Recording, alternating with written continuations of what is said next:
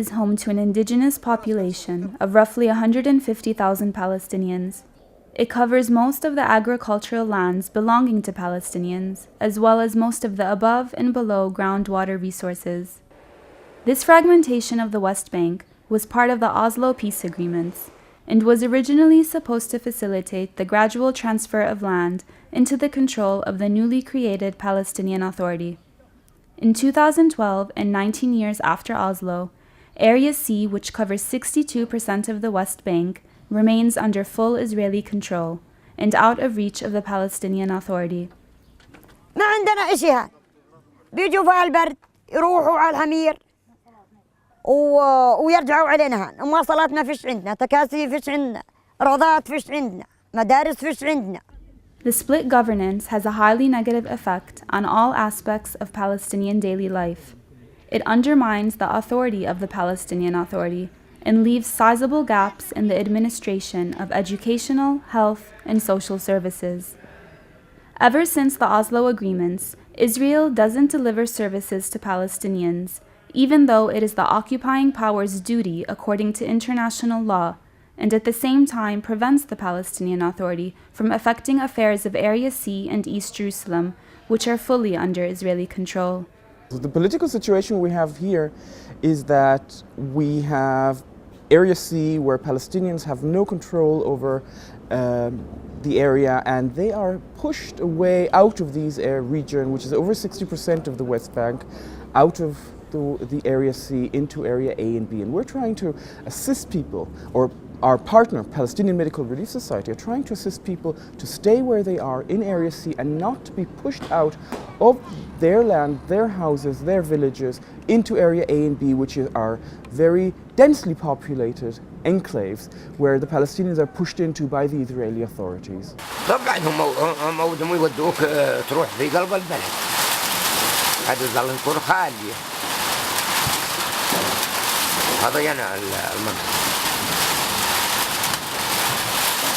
واحنا بالنسبة يعني كل معيشتنا منها الحلالات يعني نقدر نسكر غنم في قلب بلد.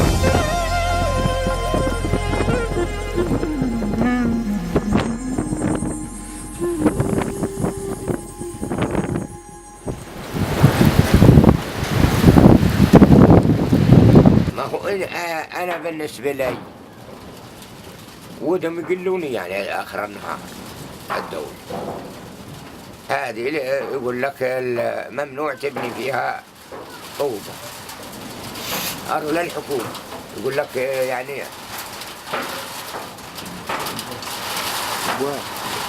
لو جيت تبني خشبية فرست مليح عطول يعني حتى مش مليح لو قد نص هذه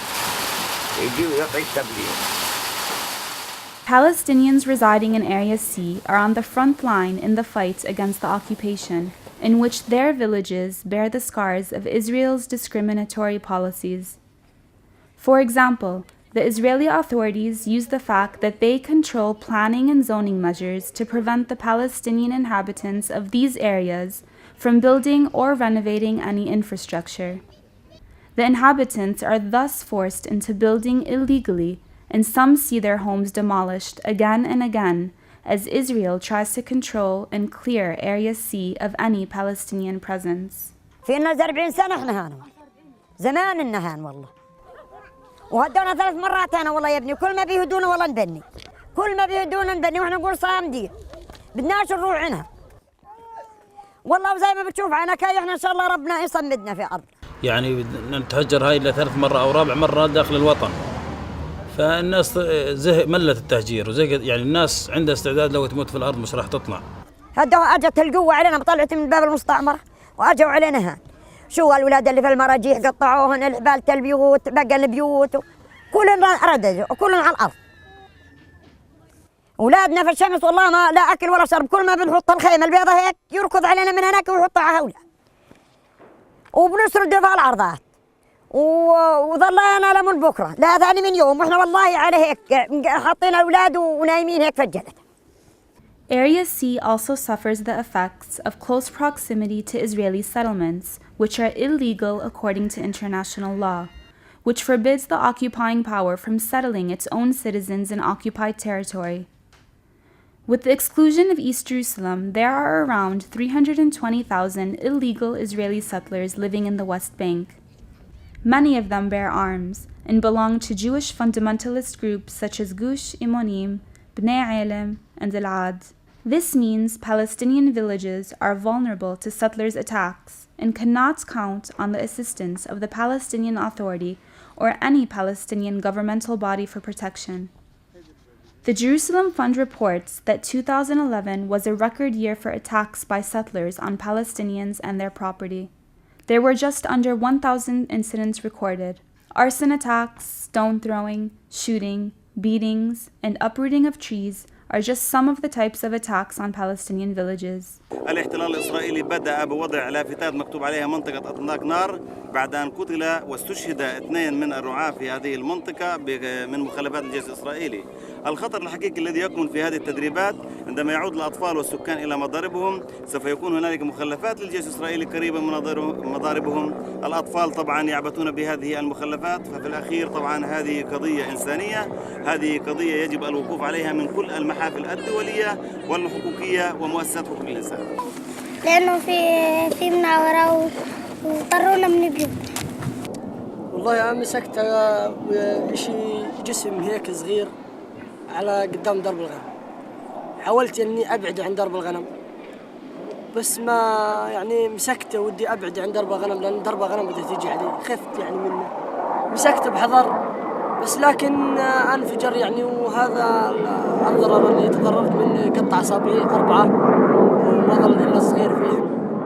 Palestinian children are subjected to harsh living conditions which affect their everyday lives. Traveling to school can take over an hour-long journey every day as a result of unpaved roads and roadblocks. Israeli-imposed restrictions inevitably affect every aspect of daily life, which contributes to prevalent health and social problems in the communities.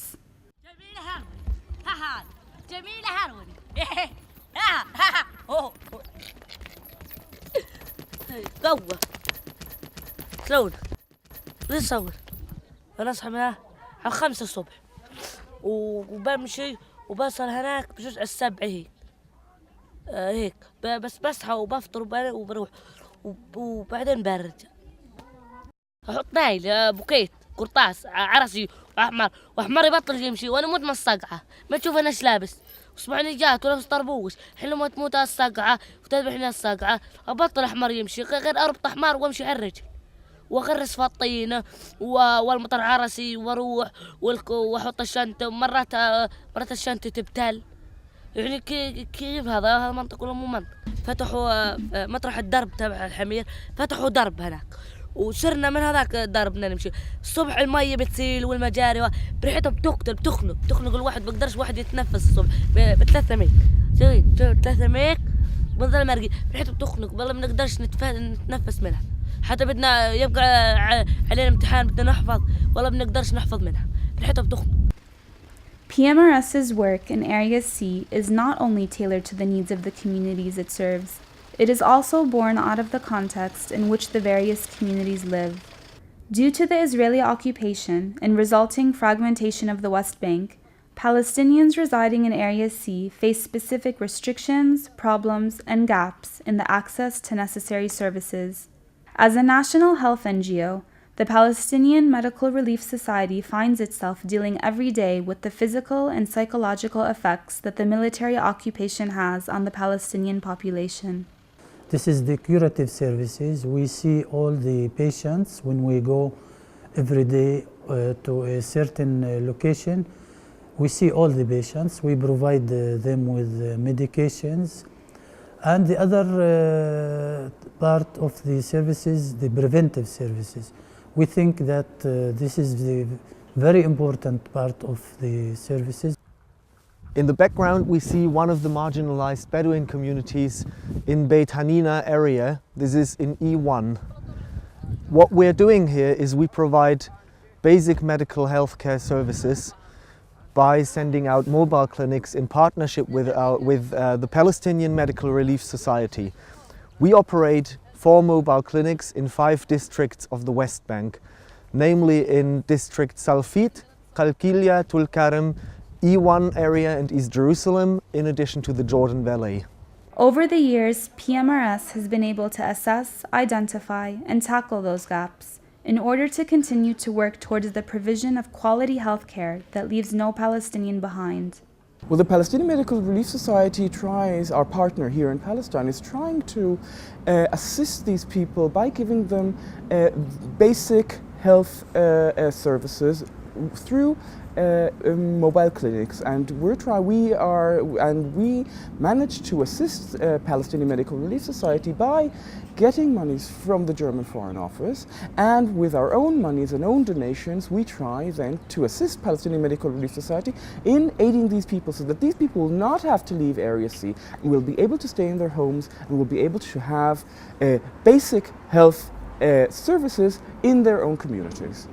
PMRS mobile clinics provide villages with everything from curative and preventative health services to first aid training and health awareness.